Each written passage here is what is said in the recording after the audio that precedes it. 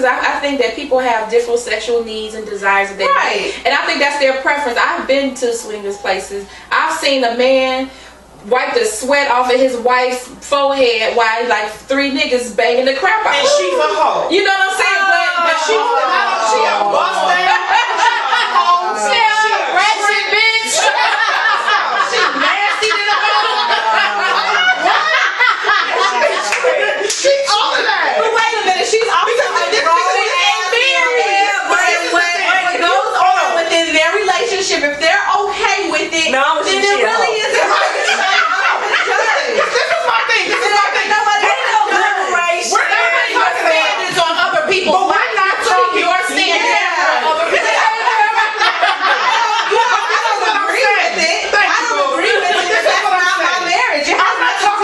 Number of times you're having sex. I'm talking about the number of strange dick you allow in your pussy. You're a hoe if you got a bunch of niggas running up in you. Now, if I got one side piece, he could be a friend with benefit, he could be whatever you, but I'm fucking him regularly.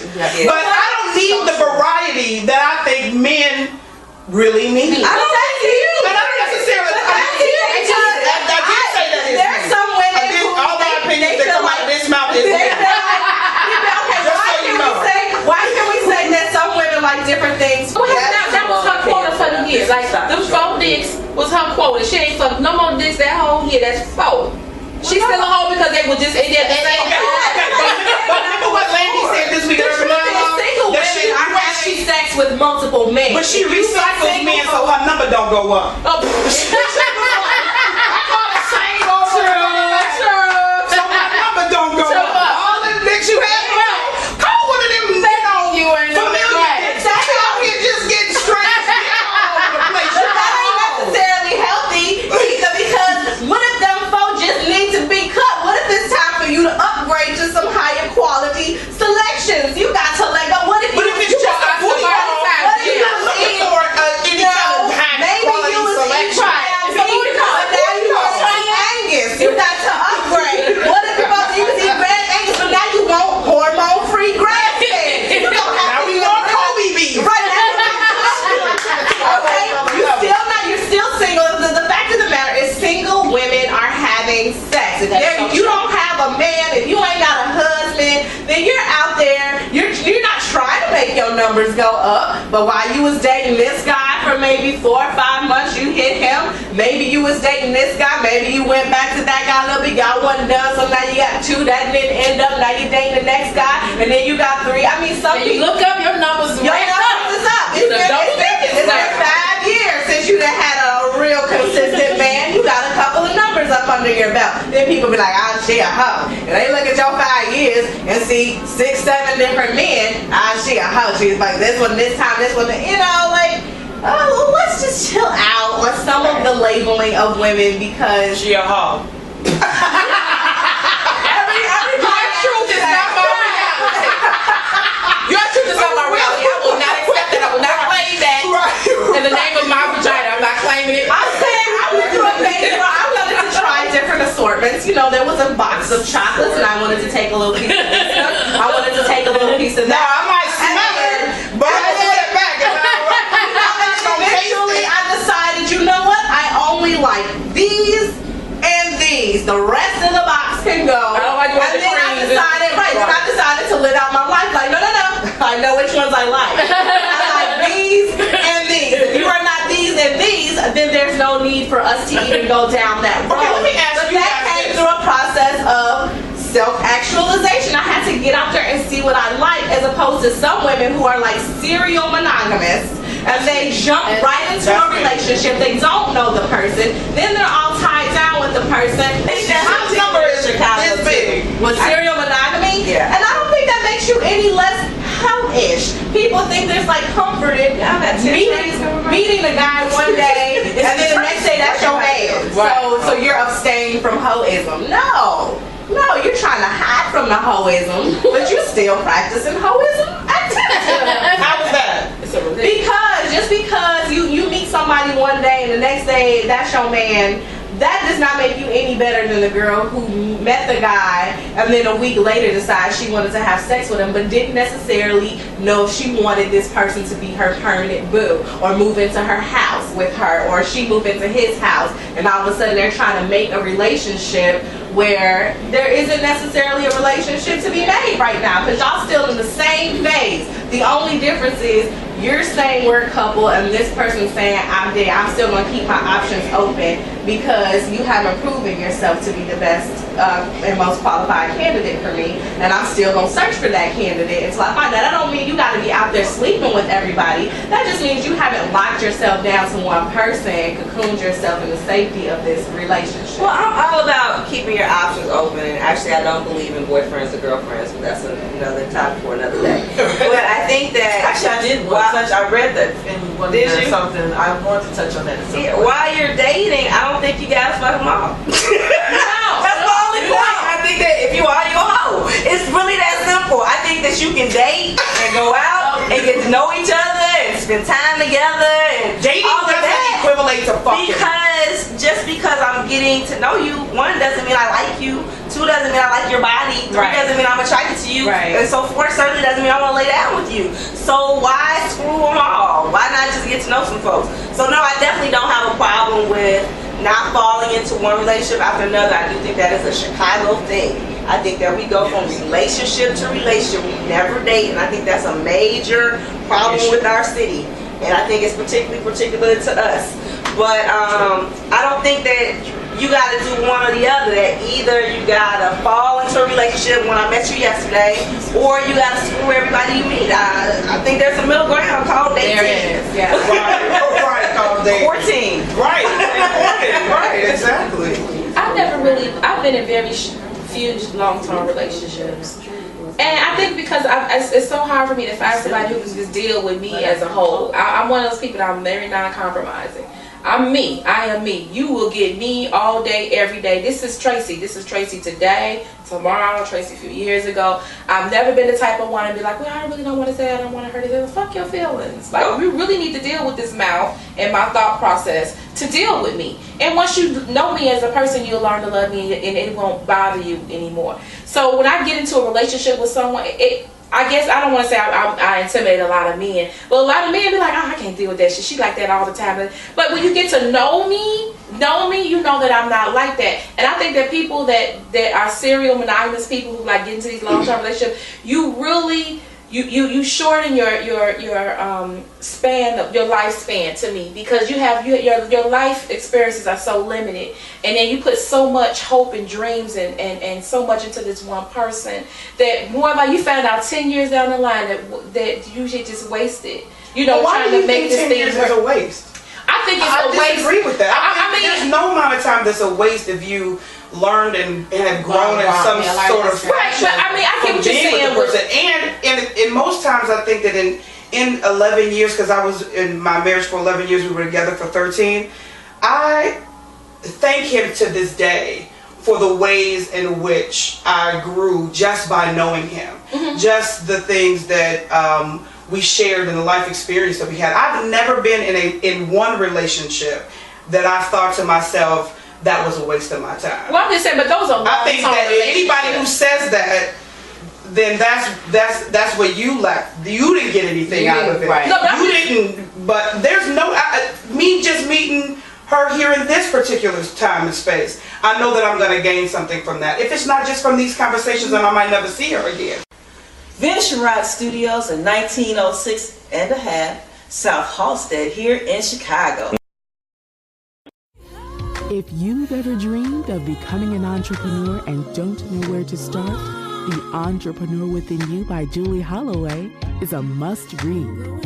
Holloway and 17 co-authors share advice and inspiration that can save you from serious business blunders.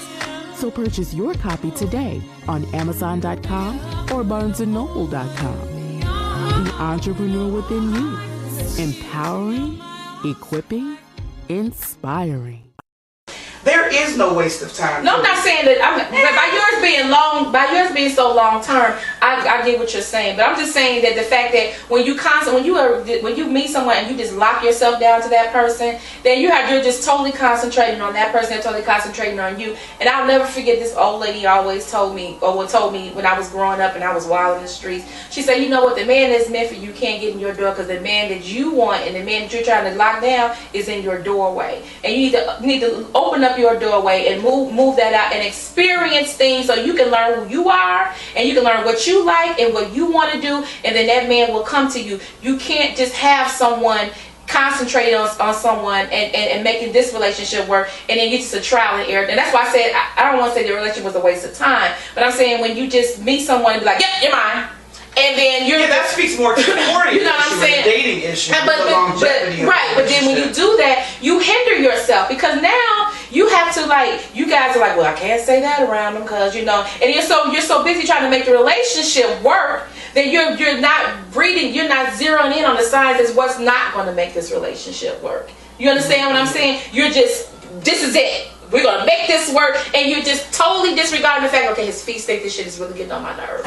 You understand what I'm saying? But I'll live with it because we're in a relationship, and I'm going to make this work. And women seem to just tie themselves down to bullshit for the sake of being in a relationship and not allow themselves to just get out and experience and meet other people, not necessarily sleep with other people. Right. But I know what kind of dick I like, and if I like that nigga, that's mine. I'm claiming I'm pissed on that nigga, it's mine. Oh, right. You understand? But he might not be mine as my man. He might be my booty call. He might be, whatever the case may be. But I have experienced that, and I think that's why a lot of women, especially in Chicago, have so much bad sex, because you're so hell bent on making this relationship work. You ain't coming. He ain't going down. He ain't hitting this spot, and you just like, you don't want to fail.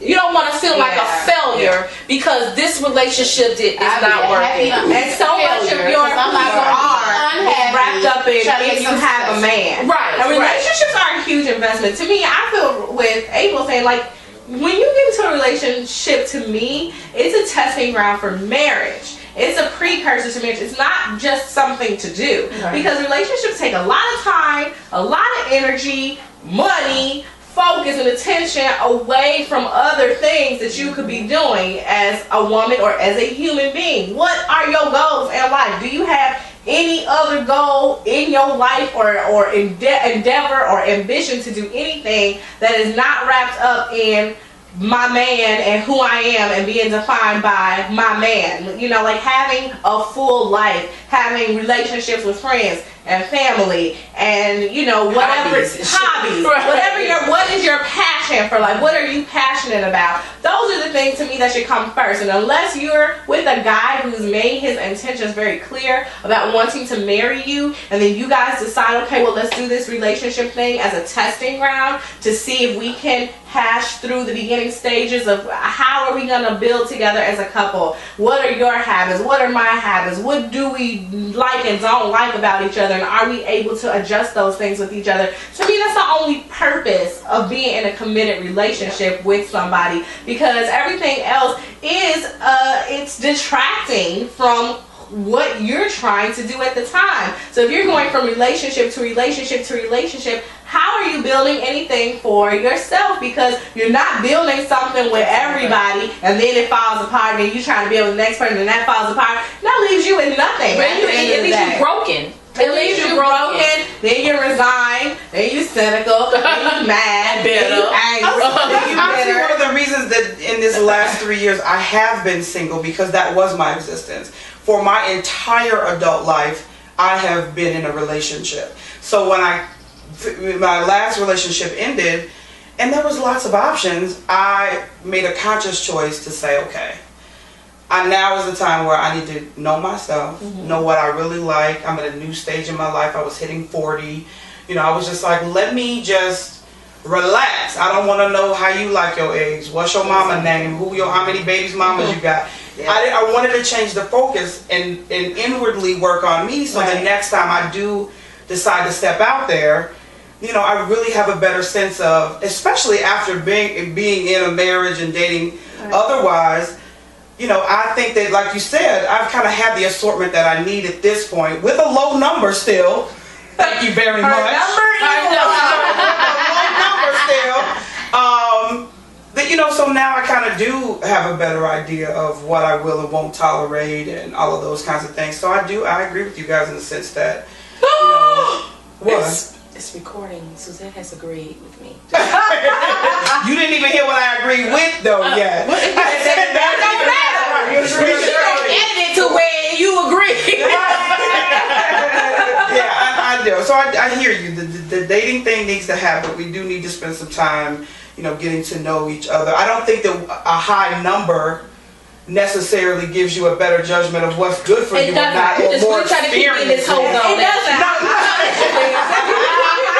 But the high number, or you know, or a whole lot of dating, I just think that with the 5 relationships I've been in 25 or 30 years is enough for me to know what is good and not for Suzette. So I don't know. I just think every woman should be encouraged to seek out her own freedom, whatever that means for you. It may mean your own freedom is to be by yourself for a few years, or it may mean that you want to casually date here and there. That doesn't mean you have to sleep with everybody, or it may mean you want to sleep with some different people before you figure out, okay, I don't need to be, what you say, engaging me with strange penis.